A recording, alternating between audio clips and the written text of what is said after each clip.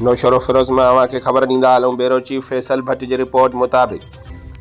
मोरो पीएस पंटीह मोरो ते पाकिस्तान पीपल्स पार्टी तरफ़ां नामज़द कल उम्मीदवार ज़ियाउल हसन लंजार ऐं रईस फिरोज़ अहमद खान जमाली सदर पाकिस्तान पीपल्स पार्टी ज़िला नौशरो फिरोज़ इलेक्शन मुहिम के सिलसिले में मोरो तालुक़े के यूसी खालसू के गोठ लुंडू में हाजी बादल खान ज़रदारी, हाजी मीरा अली असगर ज़रदारी गोठ लुंडू में, वडल मीर सोलंगी गोठ लुंडू में, अब्दुल रऊफ़ कोराई, मोहम्मद इब्राहिम कोराई, मुमताज़ कोराई, मोहम्मद बख्श कोराई, जॾहिं त मोरो तालुक़े के यूसी लुंडके जे गोठ मुबारक खान बुरड़ो में मोहम्मद असलम बुरड़ो,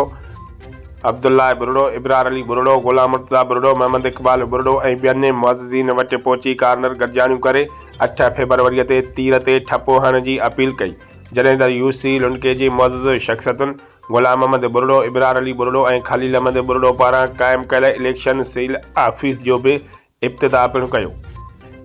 पार्टी अॻुवाननि जे पहुचण ते विख विख ते